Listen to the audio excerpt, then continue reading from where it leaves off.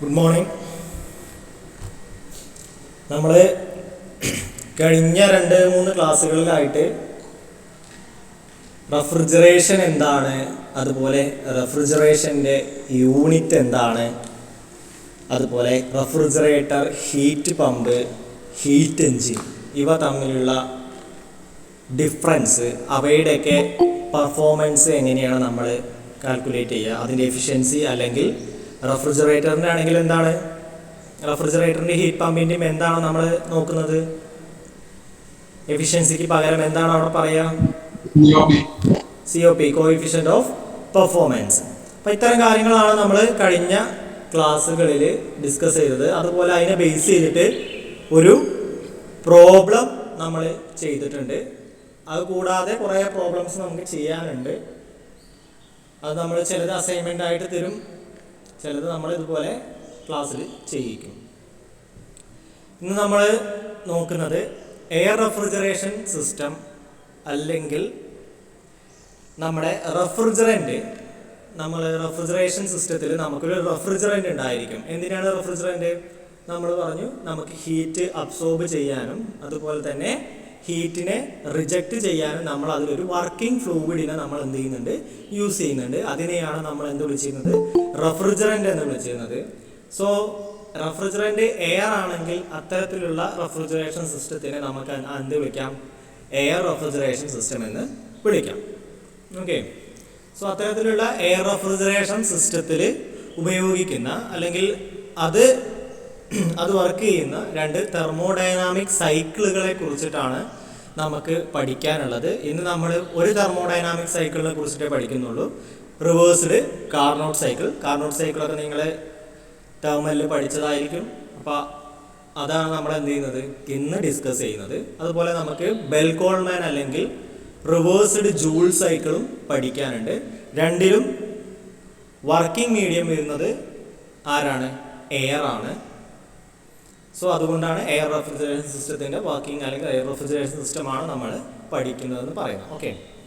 So normally നമ്മൾ air refrigeration systems mostly നമ്മൾ use ചെയ്യുന്നത് നമ്മുടെ എയർക്രാഫ്റ്റ്സിലാണ്. നമ്മൾ എന്ത് ചെയ്യുന്നത്, എയർ റെഫ്രിജറേഷൻ സിസ്റ്റം യൂസ് ചെയ്യുന്നത്. ഒരു കാരണമുള്ളൂ, എയറിൻ്റെ വെയിറ്റ് എന്ന് പറയുന്നത് എന്താണ്, വളരെ കുറവാണ്, അല്ലെങ്കിൽ എയറിൻ്റെ ഡെൻസിറ്റി വളരെ കുറവാണ്. അതുകൊണ്ട് തന്നെ നമ്മൾ എയർക്രാഫ്റ്റ്സുകളിൽ റെഫ്രിജറേഷൻ ചെയ്യുന്നതിന് വേണ്ടിയിട്ട് നമ്മൾ യൂസ് ചെയ്യുന്നത് എയർ റെഫ്രിജറേഷൻ സിസ്റ്റമാണ് എയർക്രാഫ്റ്റുകളിൽ. ബട്ട് ബാക്കിയുള്ള സ്ഥലത്തൊന്നും നമ്മൾ എന്ത് ചെയ്യാറില്ല, ആ ഒരു സിസ്റ്റം യൂസ് ചെയ്യാറില്ല. ബിക്കോസ് അതിൻ്റെ കോയിഫിഷ്യൻ്റ് ഓഫ് പെർഫോമൻസ് എന്ന് പറയുന്നത് വളരെ കുറവാണ്. ഓക്കെ. കോയിഫിഷ്യൻ്റ് ഓഫ് പെർഫോമൻസ് കുറവാണ്. അതുപോലെ ഒന്നും കൂടി ബൾക്കി ആയിട്ടുള്ള എക്യുപ്മെൻ്റ് ആണ്. സോ എന്തുകൊണ്ടാണ് നമ്മളത് എയർക്രാഫ്റ്റിൽ യൂസ് ചെയ്യുന്നത്? ഓൺലി എയർ എന്ന് പറയുന്ന റെഫ്രിജറൻറ്റിൻ്റെ വെയിറ്റ് വളരെ കുറവാണ്, അല്ലെങ്കിൽ അതിൻ്റെ ഡെൻസിറ്റി വളരെ കുറവാണ്. അതുകൊണ്ടാണ് നമ്മളത് മോസ്റ്റ്ലി എയർക്രാഫ്റ്റ്സിൽ യൂസ് ചെയ്യുന്നത്. ബാക്കിയുള്ള ഇൻഡസ്ട്രിയൽ ആപ്ലിക്കേഷൻസിനൊന്നും നമ്മൾ എന്ത് ചെയ്യാറില്ല, എയർ റെഫ്രിജറേഷൻ സിസ്റ്റം യൂസ് ചെയ്യാറില്ല. അവിടെ എന്തുകൊണ്ടാണ്, അതിൻ്റെ കോയിഫിഷ്യൻ്റ് ഓഫ് പെർഫോമൻസ്, ആ ഒരു സിസ്റ്റത്തിൻ്റെ കോയിഫിഷ്യൻ്റ് ഓഫ് പെർഫോമൻസ് വളരെ കുറവാണ്. അതുപോലെ വളരെ ബൾക്കി ആയിട്ടുള്ള എക്യുപ്മെൻറ്റ് വേണ്ടി വരും നമുക്ക് എന്ത് ചെയ്യാൻ, എയർ റെഫ്രിജറേഷൻ സിസ്റ്റം വർക്ക് ചെയ്യിക്കാൻ. അല്ലെങ്കിൽ എയർ റെഫ്രിജറേഷൻ സിസ്റ്റത്തിന് കുറേ ബൾക്കി ആയിട്ടുള്ള എക്യുപ്മെൻറ്റ്സിൻ്റെ ആവശ്യമുണ്ട്. ഓക്കെ. അതാണ് സിമ്പിൾ എന്താണ് എയർ റെഫ്രിജറേഷൻ സിസ്റ്റത്തിൻ്റെ ഒരു ഇൻട്രൊഡക്ഷൻ ആണ് പറഞ്ഞിട്ടുള്ളത്. ഇനി നമ്മൾ നോക്കുന്നത് റിവേഴ്സ്ഡ് കാർനോട്ട് സൈക്കിളാണ്. ഇപ്പോൾ ഇതുവരെ പറഞ്ഞ എയർ റെഫ്രിജറേഷൻ സിസ്റ്റം എന്താണ് എന്നുള്ളൊരു ചെറിയൊരു ഇൻട്രൊഡക്ഷൻ കിട്ടിയോ, എല്ലാവർക്കും മനസ്സിലായോ? ഓക്കെ. ഇനി നമ്മൾ നോക്കുന്നത് റിവേഴ്സ്ഡ് കാർനോട്ട് സൈക്കിൾ. നിങ്ങൾ കാർനോട്ട് സൈക്കിളിനെ കുറിച്ചിട്ട് പഠിച്ചിട്ടുണ്ടായിരിക്കും. കാർനോട്ട് സൈക്കിൾ ഇവിടെ നമ്മൾ പഠിക്കുന്നത് റിവേഴ്സ്ഡ് കാർനോട്ട് സൈക്കിളാണ്. എന്തുകൊണ്ടാണ് റിവേഴ്സ്ഡ് കാർനോട്ട് സൈക്കിളിനെ കുറിച്ച് പഠിക്കുന്നത്? ഇവിടെ ഒന്ന് നിങ്ങൾ നോക്കൂ, നമ്മൾ ഹീറ്റ് എൻജിനിൽ കാർനോട്ട് സൈക്കിളിനെ കുറിച്ചിട്ടാണ് പഠിച്ചത്. എന്തുകൊണ്ട് റെഫ്രിജറേഷൻ ആൻഡ് എയർ കണ്ടീഷനിങ് ഫീൽഡിൽ നമ്മൾ റിവേഴ്സ്ഡ് കാർനോട്ട് സൈക്കിളിനെ കുറിച്ച് പഠിക്കുന്നു? എന്താണ് ആ റിവേഴ്സ്ഡ്? പവർ കൺസ്യൂമിങ് ഡിവൈസ് ചെയ്തത്. എന്താണ് നമ്മൾ കാർനോട്ട് സൈക്കിൾ, ഹീറ്റ് എൻജിൻ. എന്താണ് ഒരു ഹീറ്റ് എൻജിന്? ഹീറ്റ് എൻജിനിൽ നിങ്ങൾ നമ്മൾ ആ കമ്പാരിസൺ പഠിച്ചിരുന്നു അല്ലേ? ഹീറ്റ് എഞ്ചിനിൽ ഇതാണ് ഹീറ്റ് എഞ്ചിനിൽ എന്താ ചെയ്യുന്നത്? നമുക്കൊരു ഹീറ്റ് സിങ്ക്, ഒരു സോഴ്സും ഉണ്ടാവും, അതുപോലെ ഒരു സിങ്കും ഉണ്ടായിരിക്കും. അപ്പോൾ ആ സോഴ്സിൽ നിന്ന് എന്താ ചെയ്യുന്നത്? ഹീറ്റിനെ അബ്സോർബ് ചെയ്യുന്നു. ദെൻ ഹീറ്റ് എഞ്ചിൻ എന്ത് ചെയ്യുന്നു? അത് ഉപയോഗിച്ചിട്ട് വർക്ക് ഔട്ട്പുട്ട് കൊടുക്കുന്നു. ദെൻ ഇവിടേക്ക് എന്ത് ചെയ്യുന്നു? സിങ്കിലേക്ക് റിജക്റ്റ് ചെയ്യുന്നു. ഇതാണല്ലോ സംഭവിച്ചിരുന്നത്. എന്നാൽ റെഫ്രിജറേറ്ററിൽ എന്താ? റെഫ്രിജറേറ്ററിൽ ഇതിൻ്റെ നേരെ റിവേഴ്സാണ് എന്ത് ചെയ്യുന്നത്? റെഫ്രിജറേറ്ററിൽ സംഭവിക്കുന്നത്. നേരെ എവിടെ നിന്നാണ് എടുക്കുന്നത്? ഹീറ്റ് സിങ്കിൽ നിന്ന്, അതായത് ലോ ടെമ്പറേച്ചറിൽ നിന്ന് ഹീറ്റിനെ അബ്സോർബ് ചെയ്യുന്നു. വർക്ക് നമ്മൾ ഇങ്ങോട്ട് സപ്ലൈ ചെയ്യുന്നു. ഹീറ്റ് സോഴ്സിലേക്ക് അല്ലെങ്കിൽ ഹയർ ടെമ്പറേച്ചറിലേക്ക് നമ്മൾ എന്ത് ചെയ്യുന്നു? ഹീറ്റിനെ റിജക്റ്റ് ചെയ്യുന്നു. എന്നാൽ ഹീറ്റ് എഞ്ചിനിൽ എങ്ങനെയായിരുന്നു? ഹയർ ടെമ്പറേച്ചറിൽ നിന്ന് ഹീറ്റ് എടുക്കുന്നു, വർക്ക് പ്രൊഡ്യൂസ് ചെയ്യുന്നു, ബാക്കിയുള്ള ഹീറ്റ് ലോ ടെമ്പറേച്ചറിലേക്ക് റിജക്റ്റ് ചെയ്യുന്നു. ഇതായിരുന്നു ഹീറ്റ് എഞ്ചിനിൽ. ഇതിൻ്റെ നേരെ റിവേഴ്സ് കണ്ടീഷനാണ് റെഫ്രിജറേറ്റർ അല്ലെങ്കിൽ ഹീറ്റ് പമ്പിലും നടക്കുന്നത് അല്ലേ? ഹീറ്റ് പമ്പിലും റെഫ്രിജറേറ്ററിലും നടക്കുന്നത് സെയിം കണ്ടീഷനാണ്. ബട്ട് നമുക്കറിയാം റെഫ്രിജറേറ്ററിലും ഹീറ്റ് പമ്പിൻ്റെയും ഉദ്ദേശം അല്ലെങ്കിൽ അതിൻ്റെ ലക്ഷ്യം രണ്ടാണ് എന്നുള്ളത്. ബട്ട് വർക്കിംഗ് ഒക്കെ എന്ത് തന്നെയാണ്? ലോ ടെമ്പറേച്ചറിൽ നിന്ന് ഹൈ ടെമ്പറേച്ചറിലേക്ക് ഹീറ്റിനെ റിജക്റ്റ് ചെയ്യുക. ഹീറ്റ് എഞ്ചിനിലാണെങ്കിൽ ഹൈ ടെമ്പറേച്ചറിൽ നിന്ന് ലോ ടെമ്പറേച്ചറിലേക്ക് ഹീറ്റിനെ റിജക്റ്റ് ചെയ്യുക, കൂടെ വർക്ക് പ്രൊഡ്യൂസ് ചെയ്യുക. ഇവിടെ വർക്ക് എന്ത് ചെയ്യണം? നമ്മൾ സപ്ലൈ ചെയ്യണം. സോ നിങ്ങൾക്ക് മനസ്സിലാക്കാം ഇതിൽ നിന്ന് എന്താണ്? ഹീറ്റ് എഞ്ചിൻ്റെ അല്ലെങ്കിൽ റിവേഴ്സിബിൾ ഹീറ്റ് എഞ്ചിനാണ് ആര്? ഹീറ്റ് പമ്പ് അല്ലെങ്കിൽ റെഫ്രിജറേറ്റർ. ഓക്കെ, അപ്പോൾ ഹീറ്റ് എഞ്ചിൻ നിങ്ങൾക്ക് വർക്ക് ചെയ്യുന്ന ഒരു തെർമോഡൈനാമിക് സൈക്കിൾ നിങ്ങൾക്കറിയാം. എന്താണ്? Carnot cycle. അത് നിങ്ങൾക്ക് അറിയാമല്ലോ.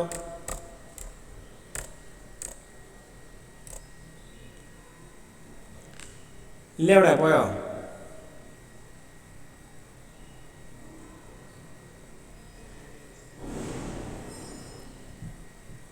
കേൾക്കുന്നില്ലേ?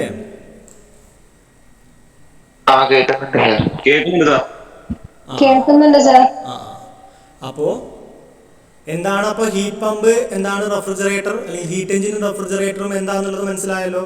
അതായത് ഹീറ്റ് എഞ്ചിന്റെ റിവേഴ്സ്ഡ് രൂപമാണ് ആര്? റെഫ്രിജറേറ്റർ. അപ്പോൾ ഹീറ്റ് എഞ്ചിൻ വർക്ക് ചെയ്യുന്ന ഒരു തെർമോഡൈനാമിക് സൈക്കിളാണ് ഏത്? Carnot cycle. അപ്പോൾ നമ്മുടെ റെഫ്രിജറേറ്റർ എന്തായിരിക്കും? അതിൻ്റെ റിവേഴ്സ്ഡ് അല്ലേ? റെഫ്രിജറേറ്റർ എന്താണ്? അതിൻ്റെ റിവേഴ്സ്ഡ് രൂപമാണ്. അപ്പോൾ കാർനോട്ട് സൈക്കിളും എന്തായിരിക്കണം? അതിൻ്റെ റിവേഴ്സ്ഡ് രൂപം. ഓക്കെ, അപ്പോൾ റിവേഴ്സ്ഡ് കാർനോട്ട് സൈക്കിളാണ് നമുക്ക് എന്ത് ചെയ്യാനുള്ളത്? പഠിക്കാനുള്ളത്. അതെന്തുകൊണ്ടാണ് റിവേഴ്സ്ഡ് പഠിക്കാനുള്ളത് എന്നുള്ളത് മനസ്സിലായോ? ഓക്കെ. അപ്പം നിങ്ങൾ കാർനോട്ട് സൈക്കിൾ നമ്മൾ എന്തുകൊണ്ടാണ് പഠിക്കുന്നത്? എന്തുകൊണ്ടാണ് കാർനോട്ട് സൈക്കിളിനെ എപ്പോഴും നമ്മൾ കാർനോട്ട് സൈക്കിൾ മാത്രം ഇങ്ങനെ ആദ്യം ഈ തെർമോഡൈനാമിക്സിൽ ഇങ്ങനെ വരുന്നത്, അല്ലെങ്കിൽ ഇത്തരത്തിലുള്ള ഹീറ്റ് എഞ്ചിൻ, റെഫ്രിജറേറ്റർ, ഇവിടെയൊക്കെ കാർനോട്ട് സൈക്കിളാണ് നമ്മൾ ആദ്യം പഠിക്കുന്നത്? വൈ?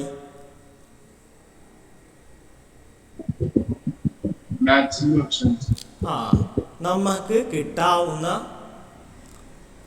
ഒരു റിവേഴ്സിബിളിൽ വർക്ക് ചെയ്യുന്ന അല്ലെങ്കിൽ ഒരു ഹീറ്റ് എഞ്ചിൻ ആയാലും റെഫ്രിജറേറ്റർ ആയാലും ഇത്തരത്തിലുള്ള എൻജിൻസിലോ അല്ലെങ്കിൽ റെഫ്രിജറേറ്ററിലോ അവിടെ നമുക്ക് വർക്ക് ചെയ്യുമ്പോൾ ഏറ്റവും ബെസ്റ്റ് പോസിബിൾ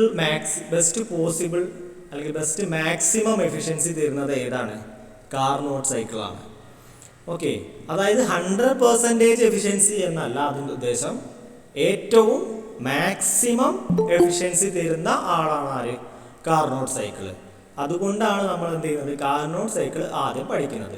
എന്തിനു വേണ്ടിയിട്ടാണ് അത് പഠിക്കുന്നത്? ഇത്തരത്തിലുള്ള കാർനോട്ട് സൈക്കിളിനെ ബേസ് ചെയ്തിട്ട് അല്ലെങ്കിൽ കാർനോട്ട് സൈക്കിളിൽ വർക്ക് ചെയ്യുന്ന ഒരു ഹീറ്റ് എഞ്ചിനോ അല്ലെങ്കിൽ ഒരു റെഫ്രിജറേറ്ററോ അതിനെ ബേസ് ചെയ്തിട്ട് നമുക്ക് എന്ത് ചെയ്യാൻ പറ്റും? അതിനെ ഒരു അൾട്ടിമേറ്റ് സ്റ്റാൻഡേർഡായിട്ട് അല്ലെങ്കിൽ ഒരു കമ്പാരിസന് വേണ്ടിയിട്ട് ഒരു അൾട്ടിമേറ്റ് സ്റ്റാൻഡേർഡായിട്ട് നമ്മൾ അതിനെ അവിടെ വെക്കും. എന്നിട്ട് അതിനെ ബേസ് ചെയ്തിട്ടാണ് നമ്മൾ ബാക്കിയുള്ള റെഫ്രിജറേറ്റർ, ഒരു ആക്ച്വൽ റെഫ്രിജറേറ്റർ നമ്മൾ എന്ത് ചെയ്യുന്നത്? ബിൽഡ് ചെയ്യുന്നത്. നമുക്കറിയാം കാർനോട്ട് സൈക്കിൾ എന്ന് പറയുന്നത് നമുക്കൊരിക്കലും എന്ത് ചെയ്യാൻ പറ്റത്തില്ല, അത് അച്ചീവ് ചെയ്യാനൊന്നും സാധിക്കില്ല എന്നുള്ളതൊക്കെ നിങ്ങൾക്ക് അറിയാം. സോ എപ്പോഴും അതിൻ്റെ അടുത്തേക്ക് എത്താൻ വേണ്ടിയിട്ടാണ് നമ്മളെപ്പോഴും എന്ത് ചെയ്യുന്നത്? ശ്രമിക്കുന്നത്.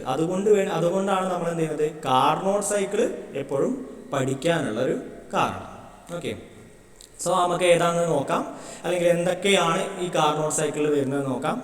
രണ്ട് ഡയഗ്രം നിങ്ങൾക്കറിയാം, പി വി ഡയഗ്രവും ഉണ്ട്, അതുപോലെ തന്നെ എന്താണുള്ളത് ടി എസ് ഡയഗ്രം ഉണ്ട് അല്ലേ. അതൊക്കെ അറിയാലോ, പി വി ഡയഗ്രവും T S diagram. P V എന്ന് പറഞ്ഞാൽ P pressure, V volume, T temperature, entropy, S എന്ന് പറഞ്ഞാൽ എൻട്രോപ്പി. ഇപ്പോൾ രണ്ട് ഡയഗ്രാം ഉണ്ട്. ആ ഡയഗ്രത്തിൻ്റെ ഇതിലാണ് നമ്മൾ എന്ത് ചെയ്യാറ്, സൈക്കിൾസ് പറയാറ്. അപ്പോൾ നമുക്ക് ഫസ്റ്റ് പി വി ഡയഗ്രാം നോക്കാം. അപ്പോൾ ഒരു തെർമോഡൈനാമിക് സൈക്കിൾ അല്ലെങ്കിൽ ഇത്തരത്തിലുള്ള സൈക്കിളുകളിൽ എത്ര സ്ട്രോക്കാണ് നമ്മൾ കാണിക്കുക അതറിയോ? ഒരു തെർമോഡൈനാമിക് സൈക്കിളിൽ എത്ര സ്ട്രോക്കാണ് നമ്മൾ കാണിക്കാറ്? നിങ്ങളിപ്പോൾ ഹീറ്റ് എഞ്ചിനൊക്കെ 4 സ്ട്രോക്ക് കാണിക്കുന്നുണ്ടാവും. ഇതിൽ നിങ്ങൾ നോക്കിക്കേ, ഇവിടെ ഒരു ഇതെന്താണ് ഐസോട്രോപിക് കംപ്രഷൻ, ഐസോ തെർമൽ കംപ്രഷൻ, ഐസെൻട്രോപിക് എക്സ്പാൻഷൻ, ഐസോ തെർമൽ എക്സ്പാൻഷൻ. അതായത് ഒരു കംപ്രഷനും ഒരു എക്സ്പാൻഷനും അത് മാത്രമേ നമ്മൾ എന്ത് ചെയ്യുന്നുള്ളൂ ഇതിൽ കാണിക്കുന്നുള്ളൂ. ഐഡിയൽ സൈക്കിൾസിലെല്ലാം നമ്മൾ എന്താ കാണിക്കുന്നുള്ളൂ, ഒറ്റ സ്ട്രോക്കാണോ 2 സ്ട്രോക്കാണോ? 2 സ്ട്രോക്കാണ് എന്ത് ചെയ്യുന്നത് നമ്മൾ കാണിക്കുന്നത്. 4 സ്ട്രോക്ക് എന്ത് ചെയ്യുന്നില്ല, അവിടെ കാണിക്കുന്നില്ല. ഇപ്പോൾ ഹീറ്റ് 4 സ്ട്രോക്ക് എഞ്ചിനാണെങ്കിലും അവിടെ നമ്മൾ എന്ത് ചെയ്യുന്നുള്ളൂ, 2 സ്ട്രോക്കേ കാണിക്കുള്ളൂ കേട്ടോ. ഏതൊരു തെർമോഡൈനാമിക് സൈക്കിളും നമ്മൾ അങ്ങനെയാണ് ചെയ്യാറ്. അപ്പോൾ ഇവിടെ 2 സ്ട്രോക്കാണ്, ഒന്ന് കംപ്രഷൻ സ്ട്രോക്ക്, മറ്റേത് ഏതാണ് എക്സ്പാൻഷൻ സ്ട്രോക്ക്. ഓക്കെ, അതായത് ഹീറ്റ് എഞ്ചിൻ്റെ റിവേഴ്സ്ഡ് രൂപമാണ് ആര്, റെഫ്രിജറേറ്റർ. അപ്പോൾ അതേപോലെ തന്നെ നിങ്ങൾ ഓർത്താൽ മതി, അതിനെ റിവേഴ്സ് ചെയ്തതാണ് നമ്മുടെ റെഫ്രിജറേറ്റർ. അപ്പോൾ അവിടെ കംപ്രഷൻ സ്ട്രോക്ക് ഉണ്ട്, അതുപോലെ തന്നെ എക്സ്പാൻഷൻ സ്ട്രോക്ക് ഉണ്ട്, അത് ഇവിടെയും ഉണ്ട്. ഓക്കെ, സോ അതിൽ വരുന്ന ഫസ്റ്റ് 1 to 2 എന്ന് പറയുന്ന പ്രോസസ്സ് എന്താണ്, ഐസെൻട്രോപിക് കംപ്രഷൻ ആണ്. ഐസെൻട്രോപിക് കംപ്രഷൻ അല്ലെങ്കിൽ നമ്മൾ എന്ത് വിളിക്കും, അഡിയബാറ്റിക് കംപ്രഷൻ എന്ന് പറയും. ഈ ഐസെൻട്രോപിക് കംപ്രഷനിൽ എന്താ നടക്കുന്നത്, ഇതിൻ്റെ വോളിയം അല്ലേ, വോളിയം V1-ൽ നിന്ന് V2-ലേക്ക് എന്ത് ചെയ്തു, കുറഞ്ഞു. ഈ വർക്കിംഗ് മീഡിയം ആരാണ്, ഇവിടുത്തെ വർക്കിംഗ് മീഡിയം എയർ ആണ് നമ്മുടെ വർക്കിംഗ് മീഡിയം. അപ്പോൾ ഈ എയറിൻ്റെ വോളിയം ആ സിലിണ്ടറിൻ്റെ ഉള്ളിൽ 1-ൽ നിന്ന് 2-ലേക്ക് എത്തുമ്പോൾ എന്ത് ചെയ്തു, കുറഞ്ഞു. അതുപോലെ തന്നെ കംപ്രസ് ചെയ്യുമ്പോൾ എന്താ കൂടുന്നത്, പ്രഷർ P1-ൽ നിന്ന് P2 ആയിട്ട് എന്ത് ചെയ്തു, കൂടി. എന്നാൽ ആ സ്ട്രോക്കിൽ ഐസെൻട്രോപിക് കംപ്രഷൻ മാത്രമല്ല, അതിൻ്റെ ഒരു ഹാഫ് സ്ട്രോക്ക്, അതായത് ഒരു സ്ട്രോക്കിൻ്റെ ഹാഫ് മാത്രമാണ് ഐസെൻട്രോപിക് കംപ്രഷൻ. ബാക്കി കംപ്രഷൻ സ്ട്രോക്കിൻ്റെ ബാക്കി ഹാഫ് എന്ന് പറയുന്നത് എന്താണ്, ഐസോ തെർമൽ കംപ്രഷൻ ആണ്. അതാണ് 2 to 3 എന്ന് പറയുന്നത്. ആ 2 to 3 എന്താ സംഭവിക്കുന്നത്, വോളിയം വീണ്ടും V2-ൽ നിന്ന് V3 ആയിട്ട് എന്ത് ചെയ്തു, കുറയുകയും അതുപോലെ തന്നെ പ്രഷർ P2-ൽ നിന്ന് P3 ആയിട്ട് എന്ത് ചെയ്തു, കൂടുകയും ചെയ്തു. അത് കഴിഞ്ഞിട്ട് എന്താ നടക്കുന്നത്, അടുത്തത് എന്താണ്, അടുത്ത സ്ട്രോക്ക് എന്ന് പറയുന്നത് എക്സ്പാൻഷൻ ആണ്. അതിൽ ആദ്യത്തെ ഹാഫ് എന്ന് പറയുന്നത് എന്താണ്, ഐസെൻട്രോപിക് എക്സ്പാൻഷൻ ആണ്. ഐസെൻട്രോപിക് എക്സ്പാൻഷനിൽ എന്ത് സംഭവിക്കും, പ്രഷർ എക്സ്പാൻഡ് ചെയ്യുകയാണ്, പ്രഷർ എന്ത് ചെയ്യും, കുറയും. പ്രഷർ കുറയുമ്പോൾ സ്വാഭാവികമായിട്ടും ആരും വരുന്നുണ്ട്, നമ്മുടെ എക്സ്പാൻഡ് ചെയ്യാണ്, വോളിയം എന്ത് ചെയ്യും, കൂടും. അപ്പോൾ P3-ൽ നിന്ന് പ്രഷർ P4-ലേക്ക് കുറയും. അതുപോലെ തന്നെ വോളിയം V3-ൽ നിന്ന് V4 ആയിട്ട് കുറയും. ദെൻ അത് കഴിഞ്ഞാൽ അടുത്ത സ്ട്രോക്ക് ഏതാണ്, ഐസോ തെർമൽ എക്സ്പാൻഷൻ ആണ്. അന്നേരം എക്സ്പാൻഷൻ ആണ്, അതുകൊണ്ട് തന്നെ പ്രഷർ എന്ത് ചെയ്യും, വീണ്ടും കുറയും. P4-ൽ നിന്ന് വീണ്ടും അതെന്ത് ചെയ്തു, നമ്മുടെ ഇനീഷ്യൽ കണ്ടീഷനായ P1-ലേക്ക് തന്നെ എന്ത് ചെയ്യുന്നു, എത്തുന്നു. അതുപോലെ വോളിയം V4-ൽ നിന്ന് V1-ലേക്ക് നമ്മുടെ ഇനീഷ്യൽ കണ്ടീഷനിലേക്ക് തന്നെ എത്തുന്നു. കാരണം എന്താണ്, എന്തുകൊണ്ടാണ് ഇനീഷ്യൽ കണ്ടീഷനിലേക്ക് എത്തുന്നത്, നമ്മൾ പഠിക്കുന്നത് എന്തിനെ കുറിച്ചിട്ടാണ്, സൈക്കിളാണ് അല്ലേ. സൈക്കിൾ എന്ന് പറഞ്ഞാൽ എന്താണ്, ഒരു തെർമോഡൈനാമിക് സൈക്കിൾ എന്ന് പറഞ്ഞാൽ അതിൻ്റെ സ്റ്റാർട്ടിങ് പോയിന്റും എൻഡിങ് പോയിന്റും എന്ത് തന്നെയാണ്, സെയിം ആണ് അല്ലേ. അതായത് ഇനീഷ്യൽ കണ്ടീഷനും ഫൈനൽ കണ്ടീഷനും സെയിം ആണ്. അപ്പോൾ ഇത് ഈ സൈക്കിൾ കംപ്ലീറ്റ് ചെയ്ത് താഴെ എത്തുമ്പോൾ എന്താവും, ഇനീഷ്യൽ കണ്ടീഷനും ഫൈനൽ കണ്ടീഷനും എന്തായിരിക്കണം, സെയിം ആയിരിക്കണം. അപ്പോൾ ഇതാണ് നമ്മുടെ റിവേഴ്സ്ഡ് കാർനോട്ട് സൈക്കിളിൽ പി വി ഡയഗ്രത്തിൽ വെച്ചിട്ട് നമുക്ക് പറയാനുള്ളത്. ഓക്കെ, അപ്പോൾ ഇതുപോലെ ഐസെൻട്രോപിക് എക്സ്പാൻഷനും ഐസെൻട്രോപിക് കംപ്രഷനും. എന്താണ് ഈ ഐസെൻട്രോപിക്, അതിലെന്താണ് അതിൻ്റെ ഒരു എന്താ അതിൽ സംഭവിക്കുന്നത്, എന്താണ് കോൺസ്റ്റന്റ്? Entropy constant. അല്ലാതെ അതിന് വേറെ എന്തെങ്കിലും പ്രത്യേകത ഉണ്ടോ?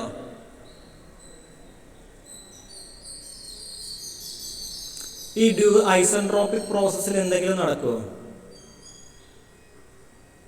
എൻട്രോപ്പി കോൺസ്റ്റന്റ് ആണ്. നമ്മൾ അന്നേരം ഹീറ്റിനെ ആഡ് ചെയ്യുമോ അല്ലെങ്കിൽ ഹീറ്റ് റിജക്ഷൻ നടക്കുമോ?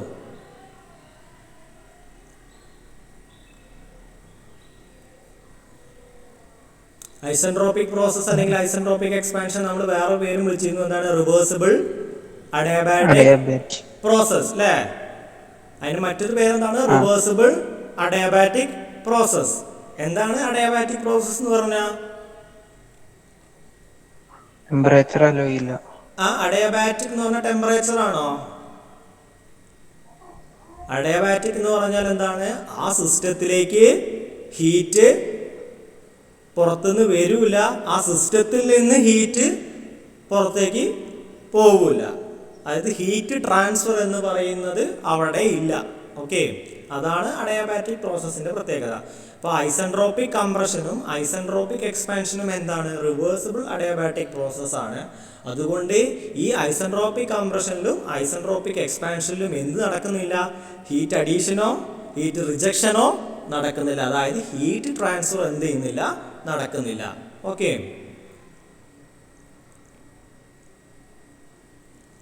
അത് ഓക്കെയാണോ? ഓക്കെയാണ്. അപ്പോൾ അതൊക്കെ നിങ്ങൾ അറിഞ്ഞിരിക്കും എന്നുള്ളത് കൊണ്ടാണ് ഞാൻ അങ്ങനെ പറയാത്തത്. അപ്പോൾ അത് ഓർത്തിരിക്കുക. ഐസെൻട്രോപിക് കംപ്രഷന് ഐസെൻട്രോപിക് എക്സ്പാൻഷൻ എന്ന് പറഞ്ഞാൽ എന്താണ്? റിവേഴ്സിബിൾ അഡിയാബാറ്റിക് പ്രോസസ് ആണ്. During that process no heat transfer. Okay, isothermal കംപ്രഷനും ഐസോതെർമൽ എക്സ്പാൻഷനും എന്താണ്? അവിടെ കോൺസ്റ്റന്റ് ടെമ്പറേച്ചർ പ്രോസസ് ആണ്. അവിടെ ഹീറ്റ് ട്രാൻസ്ഫർ ഉണ്ടായിരിക്കും. ബട്ട് ടെമ്പറേച്ചർ എന്ന് പറയുന്നത് എന്താണ്? കോൺസ്റ്റന്റ് ആണ്. സോ നമ്മളിപ്പോൾ പറഞ്ഞത് പി വി ഡയഗ്രമാണ്. പി വി ഡയഗ്രത്തിൽ നമുക്ക് എന്താണ്?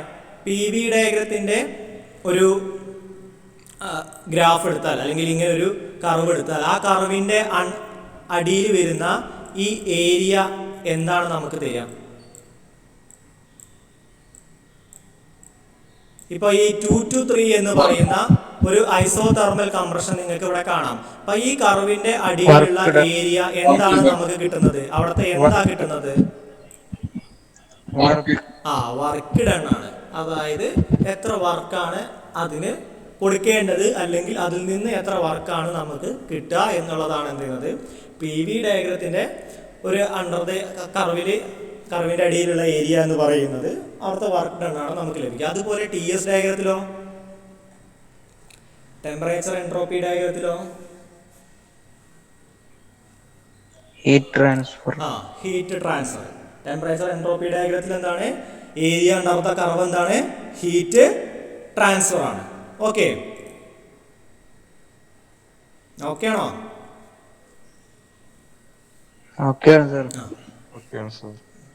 അപ്പൊ അങ്ങനെയാണെങ്കിൽ നമുക്ക് ഇനി ടി എസ് ഡയഗ്രാം നോക്കാം. ടി എസ് ഡയഗ്രാം നോക്കിക്കേ. അതില് ടെമ്പറേച്ചർ എൻട്രോപ്പി ഡയഗ്രത്തിൽ ആദ്യത്തെ 1 to 2 എന്ന് പറയുന്ന പ്രോസസ്സ്. ഇവിടെ എന്താ 1 to 2? Isentropic compression. Isentropic compression എന്ന് പറയുമ്പോൾ നിങ്ങൾക്കറിയാം എൻട്രോപ്പി കോൺസ്റ്റന്റ് ആണ്. ബട്ട് ടെമ്പറേച്ചർ എന്ത് ചെയ്യുന്നുണ്ട്? T1 നിന്ന് T2 ആയിട്ട് കൂടുന്നുണ്ട്. എൻട്രോപ്പിക്ക് വല്ല മാറ്റമുണ്ടോ? ഇല്ല. S1 S2 എന്ത് തന്നെയാണ്? ഈക്വൽ ആണ് അല്ലേ?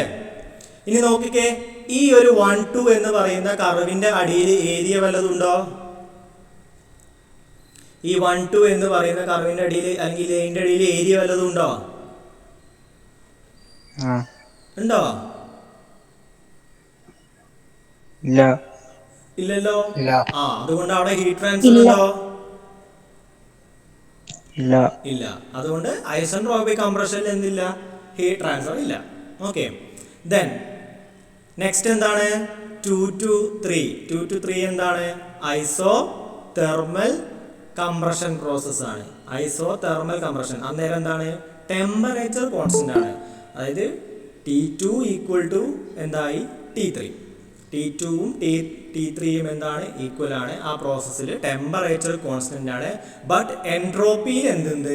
മാറ്റമുണ്ട്. എൻട്രോപ്പി എന്താ ചെയ്യുന്നത്? എൻട്രോപ്പി കുറയുകയാണ് ചെയ്യുന്നത്. S2-വിൽ നിന്ന് S3 ആയിട്ട് എന്ത് ചെയ്തു? എൻട്രോപ്പി കുറഞ്ഞു.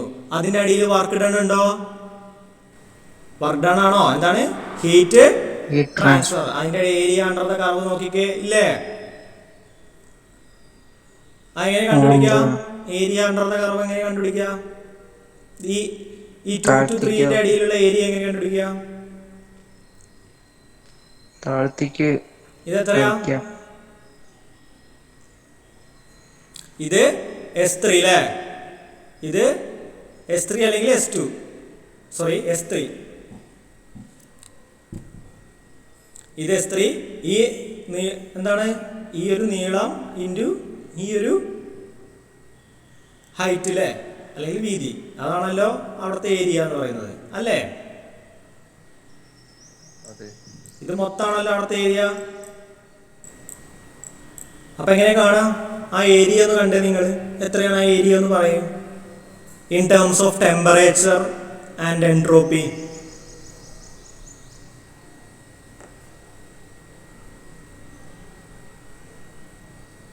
S2 minus S3 into T2. S2 minus S3, അതായത് ഈ ഒരു അളവ് എന്ന് പറയുന്നത് എന്താണ്? S2 minus S3. S2 minus S3 into ഈ ഒരു ഹൈറ്റ് എന്താണ്? T2 അല്ലെങ്കിൽ T3. അതാണല്ലോ ആ ഏരിയ. ഓക്കെ ആണോ? ഓക്കെയാണ് സർ. ഓക്കെയാണ്. അതാണ് 2 to 3. എന്താണ് അപ്പോൾ? ഐസോ തെർമൽ കംപ്രഷൻ. അന്നേരം ഹീറ്റ് ട്രാൻസ്ഫർ നടക്കുന്നുണ്ട്. ഓക്കെ. ദെൻ അടുത്തത് എന്താണ്? 3 to 4 എന്ന് പറയുന്നതാണ്. 3 to 4 എന്താണ്? ഐസെൻട്രോപിക് എക്സ്പാൻഷൻ ആണ്. കോൺസ്റ്റന്റ് എൻട്രോപ്പി പ്രോസസ് ആണ്. സോ എൻട്രോപ്പിയിൽ ഒരു ചേഞ്ചും ഇല്ല. S3 equal to S4. That's why ഇതെന്താണ്? ഒരു സ്ട്രേറ്റ് ലൈൻ ഇവിടെ കിട്ടുന്നു. ദെൻ ടെമ്പറേച്ചർ എന്ത് ചെയ്തു? T3-യിൽ നിന്ന് T4 ആയിട്ട് കുറയുന്നു. ദെൻ അതിന് ശേഷം എന്ത് സംഭവിക്കുന്നത്? അവിടെ ഹീറ്റ് ട്രാൻസ്ഫർ ഉണ്ടോ? ഇല്ലല്ലോ. ഏരിയ അണ്ടർ ദ കർവ് ഉണ്ടോ? ഇല്ല. അതുകൊണ്ട് ഹീറ്റ് ട്രാൻസ്ഫർ ഇല്ല. Then 4 to 1, T4 to T1. അവിടെ എന്താ സംഭവിക്കുന്നത്? ഐസോതെർമൽ എക്സ്പാൻഷൻ ആണ്. അവിടെ ടെമ്പറേച്ചർ കോൺസ്റ്റന്റ് ആണ്. ബട്ട് എൻട്രോപ്പി എന്ത് ചെയ്യുന്നുണ്ട്? S4-ൽ നിന്ന് S1 ആയിട്ട് വീണ്ടും എന്ത് ചെയ്യുന്നു? കൂടുന്നു.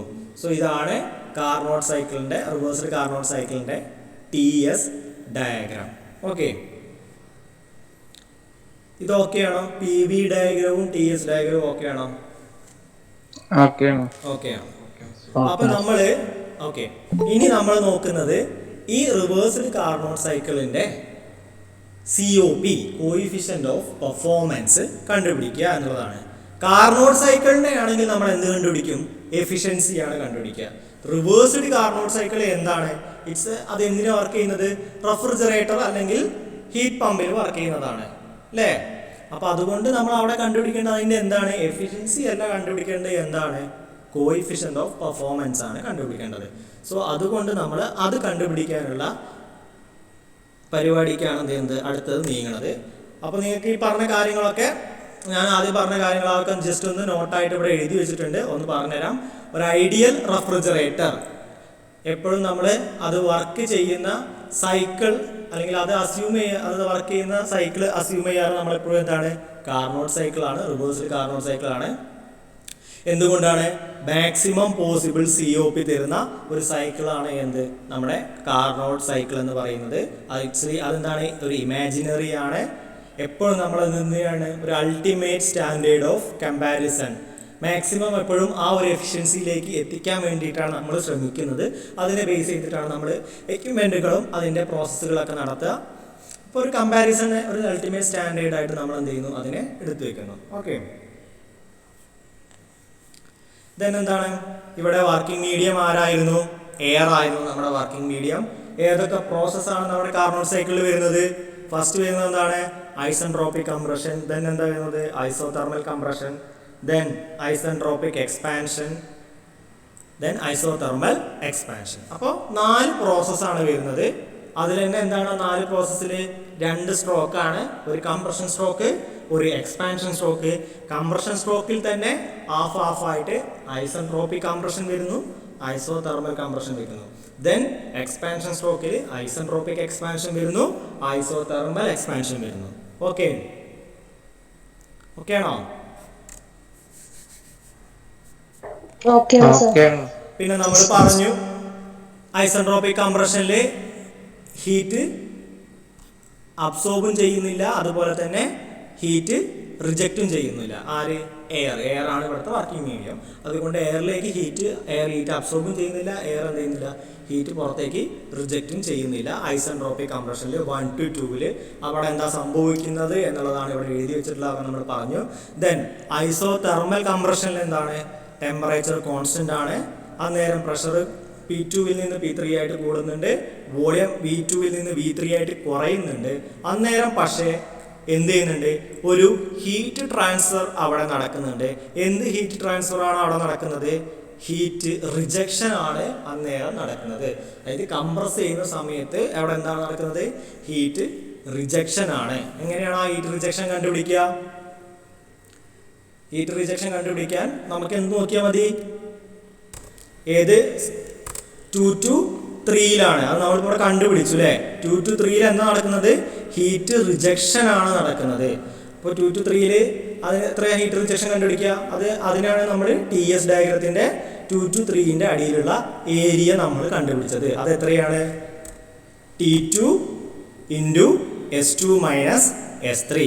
ഇതാണ് അവിടെ ആ റിവേഴ്സിബിൾ കാർനോട്ട് സൈക്കിളിൽ അല്ലെങ്കിൽ അവിടുത്തെ റെഫ്രിജറേറ്റർ വർക്ക് ചെയ്യുന്ന സമയത്ത് പുറത്തേക്ക് പുറന്തള്ളുന്ന ഹീറ്റ് എന്ന് പറയുന്നത്. അതാണ് T2 × S2 - S3. ഓക്കെ, അത് ഡ്യൂറിങ് ഐസോതെർമൽ കംപ്രഷനിലാണ്. ഐസെൻട്രോപിക് കംപ്രഷനിൽ എന്ത് നടക്കുന്നില്ല? ഹീറ്റ് റിജക്ഷൻ നടക്കുന്നില്ല, അല്ലെങ്കിൽ ഹീറ്റ് ട്രാൻസ്ഫർ നടക്കുന്നില്ല. ഓക്കെ, എന്തുകൊണ്ടാണ് കംപ്രഷന് നമ്മൾ ഹീറ്റ് റിജക്ഷൻ ആയിട്ട് എടുത്തത്? എന്തുകൊണ്ടാണത്? അത് പറയൂ ആർക്കെങ്കിലും. Any idea?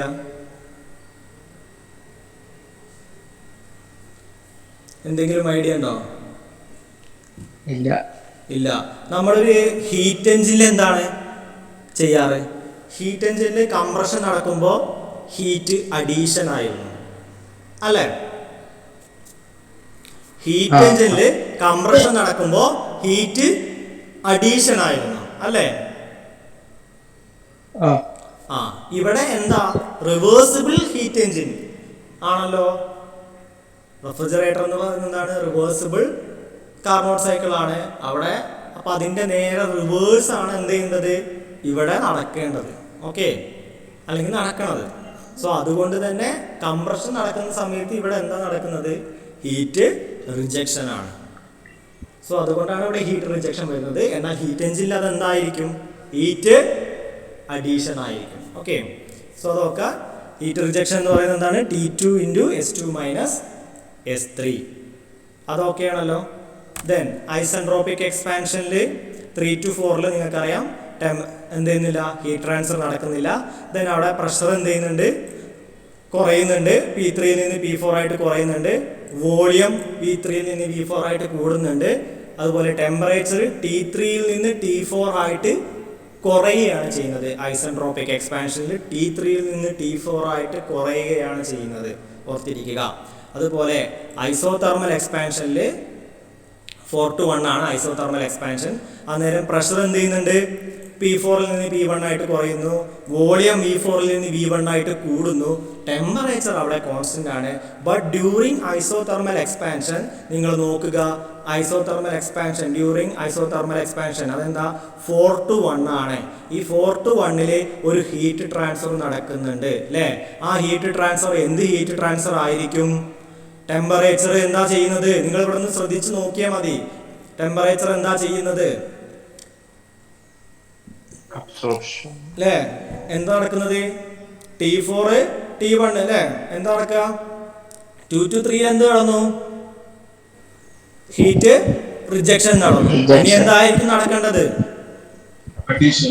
ഇനി എന്തായിരിക്കും? ടെമ്പറേച്ചർ, അതായത് ഹീറ്റ് അബ്സോർപ്ഷൻ ആയിരിക്കും എന്ത് ചെയ്യുക? T4 to മീൻസ് 4 to 1 അല്ലെങ്കിൽ ഐസോ തെർമൽ എക്സ്പാൻഷനിൽ 4 to 1 നടക്കുന്ന എന്തായിരിക്കും? ഹീറ്റ് അബ്സോർപ്ഷൻ ആയിരിക്കും. അപ്പോൾ 4 to 1 ഹീറ്റ് അബ്സോർപ്ഷൻ എങ്ങനെ കണ്ടുപിടിക്കുക? 4 to 1 ഹീറ്റ് അബ്സോർപ്ഷൻ എങ്ങനെ കണ്ടുപിടിക്കുക? നോക്കിക്കേ, 4 to 1 ഹീറ്റ് അബ്സോർപ്ഷൻ എങ്ങനെ കണ്ടുപിടിക്കും? എന്താണ്? 4 to 1 അടിയിലുള്ള area under the curve, area under the curve, ഇതാണ് ആ ഏരിയ. ഒന്ന് കണ്ടുപിടിച്ചേ.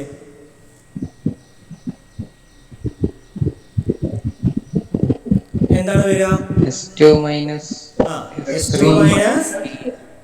S2 minus S3 into T1. S2 minus S3 into T1, അല്ലെങ്കിൽ എന്ത് എഴുതാം? S1 minus S4 into T1 അല്ലേ? അങ്ങനെ എഴുതിക്കൂടെ? S1 minus S4 into T1 എന്നും എഴുതാം. രണ്ടും എന്താണ്? ശരിയാണ് അല്ലേ? ഓക്കെ. അപ്പോൾ ഏതിലാണ് ഹീറ്റ് റിജക്ഷൻ നടക്കുന്നത്, ഏതിലാണ് ഹീറ്റ് അബ്സോർപ്ഷൻ നടക്കുന്നത്, അത് രണ്ടും ഓർത്തിരിക്കുക. ഐസോതെർമൽ കംപ്രഷൻ പ്രോസസ്സിൽ ഹീറ്റ് അഡീഷനും ഹീറ്റ് റിജക്ഷനും അതുപോലെ തന്നെ ഹീറ്റ് അഡീഷൻ അല്ലെങ്കിൽ ഹീറ്റ് അബ്സോർപ്ഷൻ നടക്കുന്നത് ഏതിലാണ്? ഐസോതെർമൽ എക്സ്പാൻഷൻ പ്രോസസ്സിലുമാണ്. അങ്ങനെയാണെങ്കിൽ നമുക്കിപ്പോൾ ഹീറ്റ് അബ്സോർപ്ഷനും കിട്ടി, ഹീറ്റ് റിജക്ഷനും കിട്ടി. എന്താണ് coefficient of performance? What is COP? അതിന്റെ ഡെഫിനിഷൻ എന്തായിരുന്നു? Net refrigerating effect divided by work done അല്ലേ? Net refrigerating effect divided by work done. അല്ലെങ്കിൽ ആ നെറ്റ് റെഫ്രിജറേറ്റിംഗ് ഇഫക്റ്റിനെ നമ്മൾ എങ്ങനെ എഴുതിയിരുന്നത്? ഹീറ്റ് റിജക്റ്റഡ് മൈനസ് ഹീറ്റ്, അങ്ങനെയാണോ? നെറ്റ് റെഫ്രിജറേറ്റിംഗ് ഇഫക്റ്റ് എന്താണ്? ഹീറ്റ് അബ്സോർബ്ഡ് അല്ലേ? ഹീറ്റ് അബ്സോർബ്ഡ് ആണ് നെറ്റ് റെഫ്രിജറേറ്റിംഗ് ഇഫക്റ്റ്. നമുക്ക് എന്താ ചെയ്യേണ്ടത്? ടെമ്പറേച്ചർ കുറയ്ക്കുകയാണ് ചെയ്യേണ്ടത്. അന്നേരം അപ്പോൾ എന്ത് ചെയ്യണം? ഹീറ്റിനെ അവിടെ നിന്ന് അബ്സോർബ് ചെയ്താലേ ടെമ്പറേച്ചർ കുറയുള്ളൂ. അതാണ് നമ്മുടെ റെഫ്രിജറേറ്റിംഗ് ഇഫക്റ്റ് എന്ന് പറയുന്നത്. അതെന്താണ്? ഹീറ്റ് അബ്സോർപ്ഷൻ ആണ്. So heat absorption divided by, അതാണ് net refrigerating effect, divided by work done. എന്താ വർക്ക് ഡൺ? എന്താണ്? Heat rejected minus heat absorbed. Okay. So അതാണ് നമ്മുടെ കോഎഫിഷ്യന്റ് ഓഫ് പെർഫോമൻസ്. ഇവിടെ നമുക്ക് എന്തൊക്കെ കിട്ടി? ഹീറ്റ് അബ്സോർബ്ഡും കിട്ടി, ഹീറ്റ് റിജക്റ്റഡും കിട്ടി. ദെൻ നിങ്ങൾക്ക് COP കണ്ടുപിടിച്ചൂടെ? അപ്പൊ COP എന്ന് പറഞ്ഞാൽ heat absorbed divided by work done. Net refrigerating effect divided by work done. Net refrigerating effect എന്ന് പറഞ്ഞാൽ എന്താണ്? ഹീറ്റ് അബ്സോർബ്ഡ് ആണ്. So heat absorbed divided by work done. Then work ഡണ്ണിനെ നമ്മൾ എന്ത് ചെയ്തു? Heat rejected minus heat absorbed എന്ന് നമുക്ക് എഴുതാം. സോ COP എന്നുള്ളത് എന്തായിരിക്കും? Heat absorbed divided by heat rejected minus heat absorbed എന്ന് എഴുതാം. എഴുതിക്കൂടെ? ദെൻ അങ്ങനെയാണെങ്കിൽ ഹീറ്റ് അബ്സോർബ്ഡ് നമ്മൾ നേരത്തെ കണ്ടുപിടിച്ചു. ഹീറ്റ് അബ്സോർബ്ഡ് എന്താണ്? ഹീറ്റ് അബ്സോർബ്ഡ് എന്തായിരുന്നു? T1 into S1 minus S4 അല്ലേ? T1 into S1 minus S4, അതാണ് ഹീറ്റ് അബ്സോർബ്ഡ്. ഹീറ്റ് റിജക്റ്റഡോ? T2 into S2 minus S3, അതാണ് ഹീറ്റ് റിജക്റ്റഡ്. ഇവിടെ ഹീറ്റ് അബ്സോർബ്ഡ് എന്താണ്? T1 into S1 minus S4. അത് നമ്മൾ എന്ത് ചെയ്തു? അതേപടി ഇങ്ങോട്ട് എന്ത് ചെയ്തു? എടുത്ത് എഴുതി. ഓക്കെ, ഇതുവരെ ഓക്കെ ആണോ? ഇനി എന്താണ്? TS ഡയഗ്രത്തിൽ നിന്ന് നിങ്ങൾക്ക് ഫ്രം TS ഡയഗ്രാം നിങ്ങൾക്ക് അറിയാം.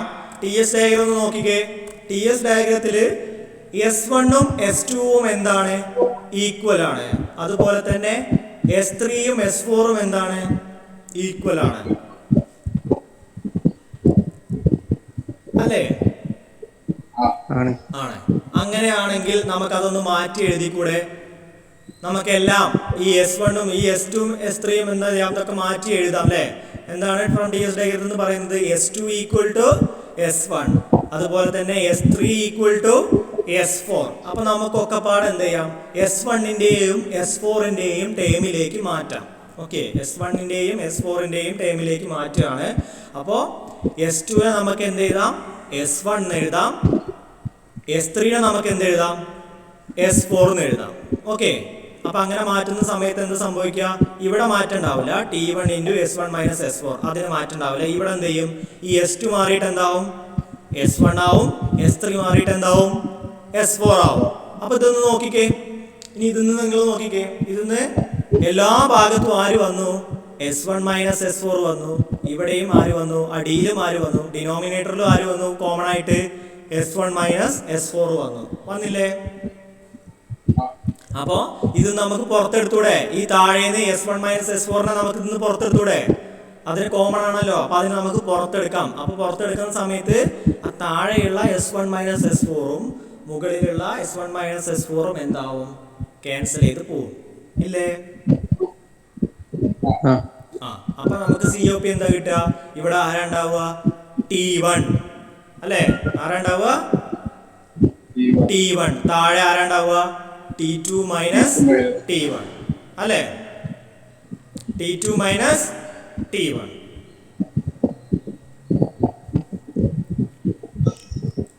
ഓക്കെ ആണോ? ഓക്കെ അല്ലേ? COP T1 divided by T2 minus T1 എന്ന് കിട്ടും. ഇനി നിങ്ങൾ ഒന്ന് ശ്രദ്ധിക്കുക. T1 എന്ന് പറയുന്നത് എന്ത് ടെമ്പറേച്ചറാണ്? രണ്ട് ടെമ്പറേച്ചർ ലിമിറ്റ്സിലാണ് ഇത് വർക്ക് ചെയ്യുന്നത്. നമുക്ക് ആകെ രണ്ട് ടെമ്പറേച്ചറേ ഉള്ളൂ അല്ലേ? ഇവിടെ നോക്കിക്കേ, ഒരു ഹയർ ടെമ്പറേച്ചറും ഒരു ലോവർ ടെമ്പറേച്ചറും ആണ് ഉള്ളത് അല്ലേ? ഇവിടെ ഹയർ ടെമ്പറേച്ചർ ഏതാണ്? ഹയർ ടെമ്പറേച്ചർ T2ഉം ലോവർ ടെമ്പറേച്ചർ T1 ആണല്ലോ. അങ്ങനെയാണെങ്കിൽ ഈ COP നിങ്ങൾക്ക് എങ്ങനെ എഴുതാം?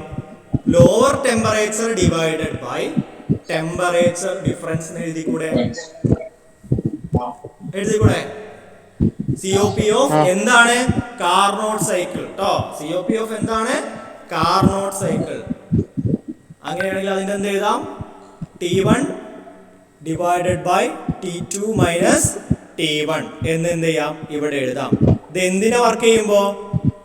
COP ഓഫ് കാർനോട്ട് സൈക്കിൾ എന്തിന്റെയാണ്? ഏതാ സാധനം?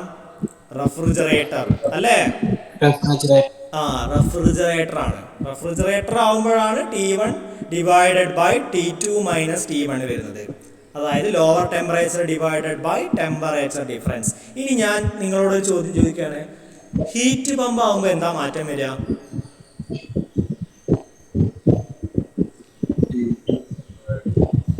ഹീറ്റ് പമ്പ് ആവുമ്പോൾ എന്താ മാറ്റം വരിക?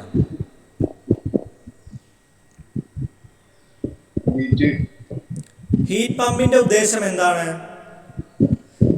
റെഫ്രിജറേറ്ററിന്റെ ഉദ്ദേശം ലോ ടെമ്പറേച്ചർ ക്രിയേറ്റ് ചെയ്യുക എന്നുള്ളതാണ്. ഹീറ്റ് പമ്പിന്റെ ഉദ്ദേശം എന്താണ്? ഹൈ ടെമ്പറേച്ചറിൽ ഹീറ്റ് റിജക്റ്റ് ചെയ്യുക എന്നുള്ളതാണ് അല്ലേ? അപ്പൊ അവിടെ ആര് വരും? ആ T1ന്റെ അവിടെ ആര് വരും? T2 വരും. വേറെ മാറ്റമില്ല, T2 വരും. അപ്പൊ higher temperature divided by temperature difference ആവും എന്ത്? Heat pump. ഓക്കെ. അപ്പൊ അത് ഓർത്തിരിക്കുക. അത് ഞാൻ ആദ്യം കഴിഞ്ഞ ക്ലാസ്സിലെ പറഞ്ഞിട്ടുണ്ട്. നിങ്ങൾ അത് നോക്കിയാൽ കിട്ടും. അപ്പൊ COP എന്താന്നുള്ളത് നിങ്ങൾ കാർനോട്ട് സൈക്കിളിന്റെ reversed Carnot cycle four refrigerator നിങ്ങൾ COP കണ്ടുപിടിച്ചു. T1 divided by T2 minus T1.